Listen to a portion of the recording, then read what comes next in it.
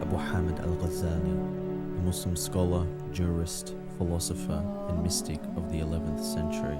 Al-Ghazali believed that if one is able to unravel the essence of a human being and discover what is hidden underneath the superficial appearance of an individual so as to understand its ontological existence, then he would come to know what that reality is truly in need of and to what end must he direct himself.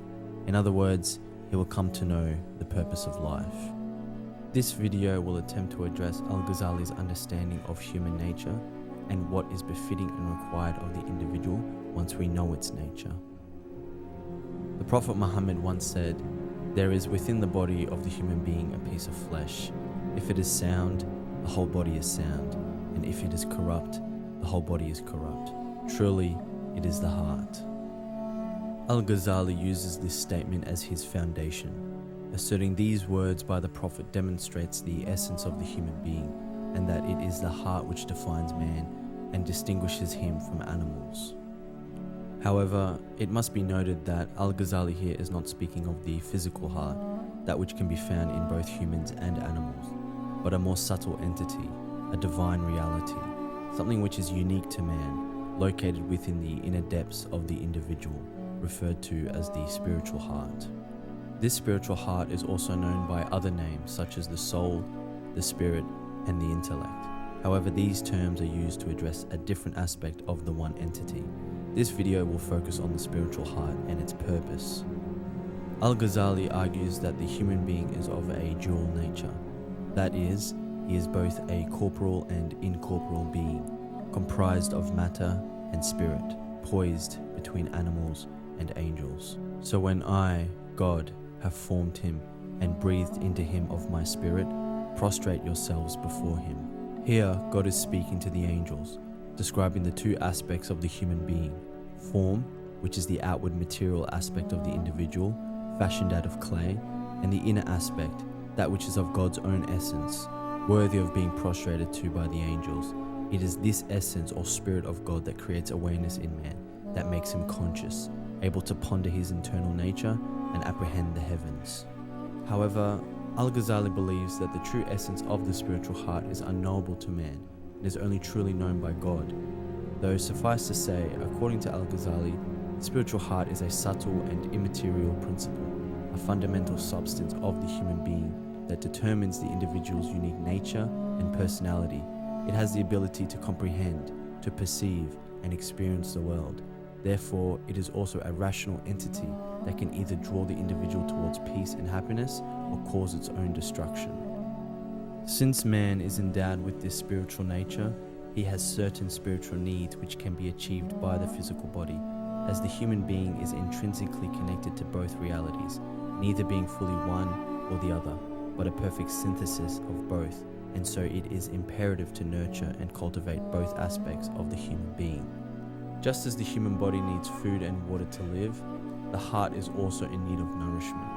Al-Ghazali claims that knowledge and wisdom is essential for the heart's survival. However, unlike the body, if it does not receive food and drink, it will cease to exist. If the heart does not receive knowledge and wisdom, it will experience a spiritual death. The heart of the one who has lost knowledge, Al-Ghazali states, is sick, and its death is certain. However, he will not sense sickness and imminent death, since love of the world and his preoccupation with it paralyze his inner sensations. In other words, when one becomes completely subdued by the material world with its barraging of unending avenues of entertainment and frivolity at the expense of more lofty and spiritual aspirations, the individual's heart will become sullen and spiritually dead. As a result, he will not be able to perceive with his spiritual heart and apprehend the world through a spiritual lens. As his heart has become corrupt, he will only see through his physical eyes, and thus will be seeking that which distracts him, causing him to forget his inner spiritual reality, moving himself away from his true purpose. Indeed, it is not the eyes that are blind, but it is the hearts in the chests that grow blind. Al-Ghazali describes the heart as that of a wayfarer or a traveler, making its way to the next life, and the heart can either prepare for its journey home or remain stagnant in the realm of sensation and distraction. If one is to take this path of preparation to the divine, The journey then becomes a gradual purification of the heart. This purification process is the path of self-knowledge, and the knowledge it bestows is crucial to attaining to a state of proximity to the divine, which is the true purpose of all human beings. Al-Ghazali remarks, "The human being's nobility and virtue, by which he completely surpasses all other creatures, is his ability to know God. This knowledge is man's beauty, perfection, and glory in the present world, and his provision and store for the world to come.